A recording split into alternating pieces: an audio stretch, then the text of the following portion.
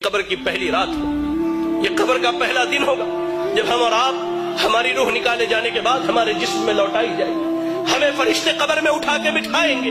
بٹھانے کے بعد سب سے پہلا سوال ہوگا من ربک، تمہارا رب کون ہے؟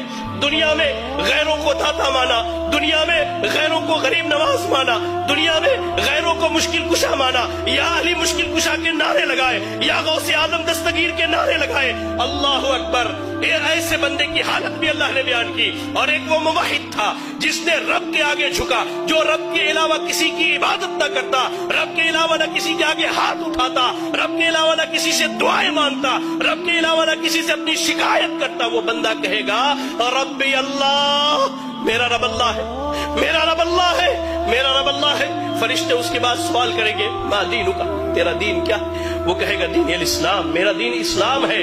پھر فرشتے نبی صلی اللہ علیہ وسلم کے بارے میں پوچھیں گے کہ اس شخص کے بارے میں تیری کیا رائے ہے؟ وہ کہے گا یہ ہمارے درمیان نبی اور رسول بنا کر کے بھیجے گئے، نبی اور رسول بنا کر کے بھیجے گئے۔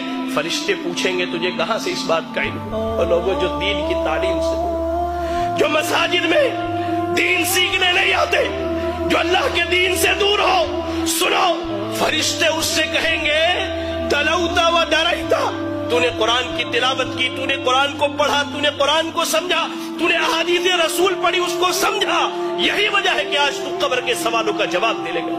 یا آج بیٹا ڈاکٹر بنے ہم خوش ہوتے، بیٹا انجینئر بنے ہم خوش ہوتے۔ آپ کا اتنا بڑا علاقہ ہے، یہ گولکنڈہ دھان کوٹے کا علاقہ، آپ کے ہمارے اس علاقے میں تقریباً میں سمجھتا ہوں 200-400 چھوٹے چھوٹے بچے ہیں۔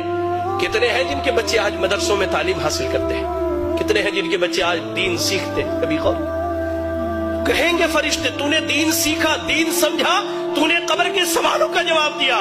آسمان سے اعلان کیا جائے گا صدق عبدی، میرے بندے نے سچ کہا ہے، ایسا کرو اس کے لیے قبر میں جنت کا بچھونا بچھا دو۔ اللہ، جنت کا بچھونا بچھا دو، جنت کی کھڑکی کھول دو اور اسے سلا دو۔ یا رب! اس کے برعکس اللہ کے نبی صلی اللہ علیہ وسلم کہتے ہیں ایک وہ بندہ جو اللہ کا نافرمان تھا، جس نے اپنی زندگی اللہ کی نافرمانی میں گزاری ہے۔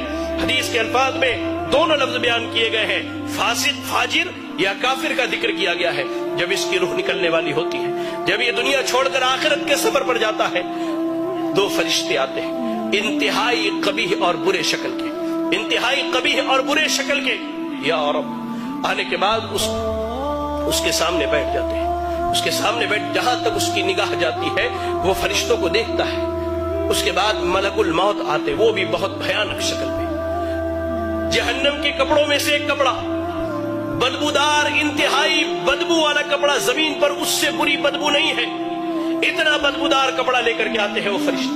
ملک الموت آتے ہیں، اس کے جسم سے روح کو نکالتے ہیں، اس کے جسم میں روح بھاگتی ہے، کبھی ادھر کبھی ادھر۔ اللہ، قرآن میں اللہ نے کہا کہ اللہ تعالیٰ جب ان کی روحوں کو نکالتا ہے، جب ان کی روحیں نکالے جاتی ہیں تو فرشتے ان کے پیٹھ پر، ان کے پیچھے کے حصے پر لات مار کر کے ان کی روح نکالتے ہیں، کھینچ کر کے زبردستی اس کے جسم سے روح نکالی جاتی ہے اور اس بدبودار کپڑے میں اس روح کو لپیٹ دیا جاتا ہے۔ کوئی فرشتہ نہیں چاہتا کہ اس کی روح کو لے کر کے جائے، لے جایا جاتا ہے۔ پہلے آسمان پر پہنچتے سوال کیا جاتا ہے یہ بدبخت کون ہے جس کی تم روح نکال کر کے لائے ہو؟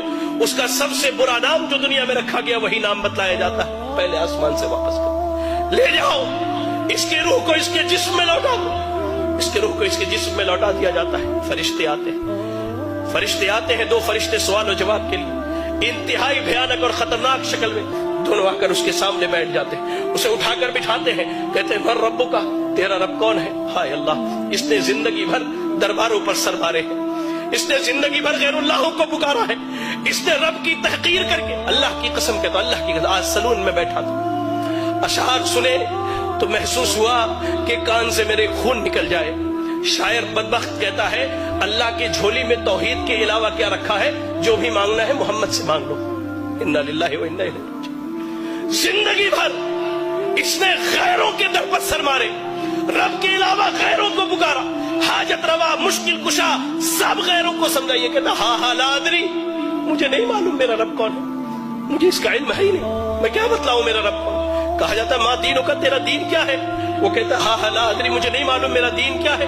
پھر کہا جاتا ہے اس شخص کے بارے میں کیا خیال ہے؟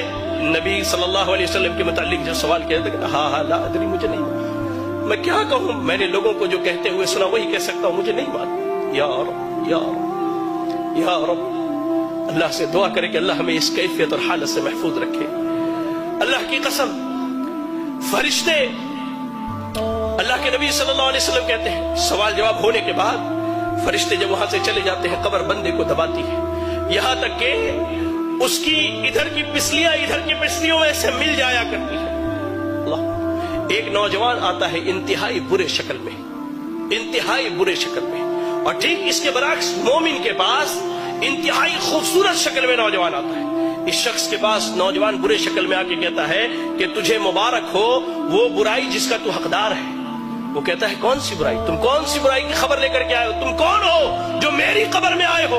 कहता है मैं तेरा बुरा अमल हूं, मैं तेरा बुरा अमल हूं। वही नौजवान जो मोमिन है उसे जन्नत की खुशखबरी सुनाता है वो नौजवान, और कहता है कि मैं तेरा अच्छा अमल हूं। कब्र में न माल जाने वाला है, न औलाद जाने वाली है, न बीवी जाने वाली है, आपका अमल जाने वाला है, अमल जाने वाला है। कब्र की पहली रात कैसी गुजरनी है, अल्लाह की कसम हम में से कोई नहीं जानता।